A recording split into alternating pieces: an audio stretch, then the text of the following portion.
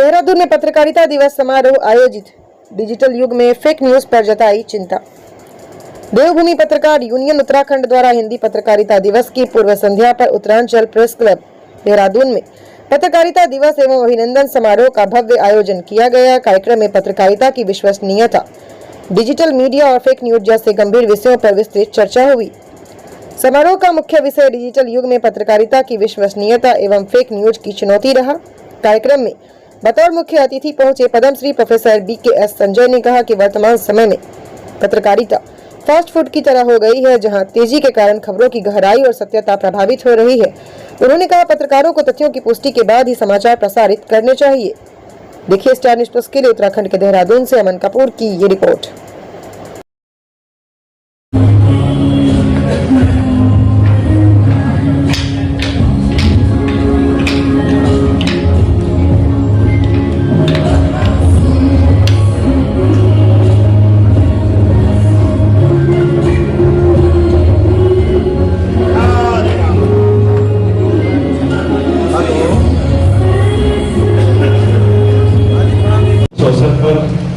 इस कार्यक्रम का आयोजन किया गया है।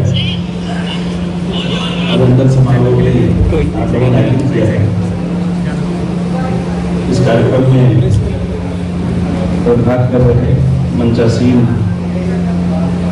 वरिष्ठ चिकित्सक पद्मश्री डॉक्टर संजय जी, हम सबके मध्य आपकी उपस्थिति गौरव का विषय है। बर्मा इतिहास जिले के सम्मानित आयोग में एक पद संभाल रहे हैं, जिम्मेदार व्यक्ति हैं। अभी हम लोग जिनको सुने आदरणीय सम्मानित विनोद दुनिया ने पत्रकारिता के पुरोधा, इस प्रेस क्लब के संस्थापक सदस्यों में से एक, जिनका मार्गदर्शन भी मिलता है सभी पत्रकारों हम लोगों को, डॉक्टर देवेंद्र सिंह जी मंच की गरिमा बढ़ा रही गरिमा दसौनी मैडम।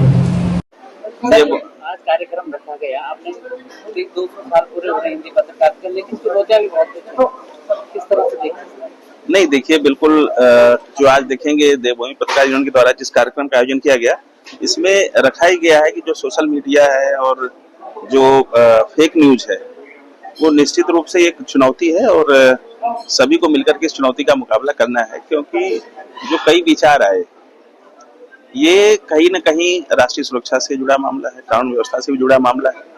क्योंकि ऑपरेशन सिंदूर के समय भी देखा आपने, उपसेना प्रमुख जनरल उपेंद्र द्विवेदी ने बोला था कि जितना हम मोर्चे पर लड़ रहे थे उससे ज्यादा फेक खबरों से लड़ रहे थे। तो सभी को एक जिम्मेदार नागरिक के रूप में इस तरह की अगर कोई अफवाह है उससे बचना चाहिए। सोशल मीडिया दोधारी तलवार है, ये जितना इसका हम लोग सकारात्मक प्रयोग कर सके उतना ही बेहतर है।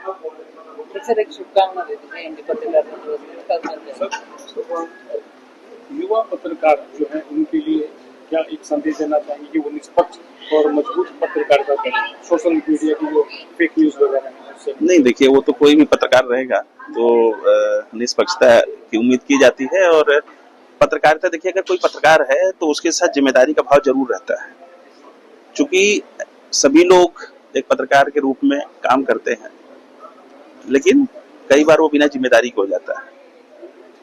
आप सभी के माध्यम से, चाहे वह पत्रकार हैं, चाहे वरिष्ठ पत्रकार हैं या आम जन हैं, सभी से मैं अनुरोध करूंगा कि जो भी लिखें सोशल मीडिया पर वो पूरी जिम्मेदारी के साथ, पूरी सत्यता उसमें हो, ताकि कोई भ्रामक खबर किसी विषम परिस्थिति का कारण न बने।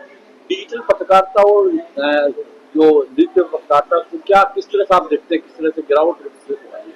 नहीं, देखिए मैंने कहा गिरावट की बात, जहाँ तक खबरों की बात है, जहाँ तक पत्रकारिता की बात है, अगर उसमें सत्यता नहीं है, निष्पक्षता नहीं है, मौलिकता नहीं है, तो गिरावट का एक बड़ा कारण बनता है। भाषा भी एक बड़ी समस्या बनी हुई है कि भाषा का जो विद्रूपण है वो भी हो रहा है। तो भाषा की नजर से भी देखें, पत्रकारिता की नजर से भी देखें, तो डिजिटल माध्यम जो है, क्योंकि बहुत तेजी से सूचना सभी तक पहुंचती है, तो एक बहुत बड़ी जिम्मेदारी सभी की बन जाती है, क्योंकि उसमें समय कम होता है। सभी लोग तुरंत सूचना को फ्लैश करते हैं, खबर को फ्लैश करते हैं, तो पूरी जिम्मेदारी के साथ लिखना चाहिए। डिजिटल पत्रकारिता के अंदर जो संस्कृति का जो दोहन हो रहा है उसके बारे में क्या कहेंगे? दोहन किस तरह से?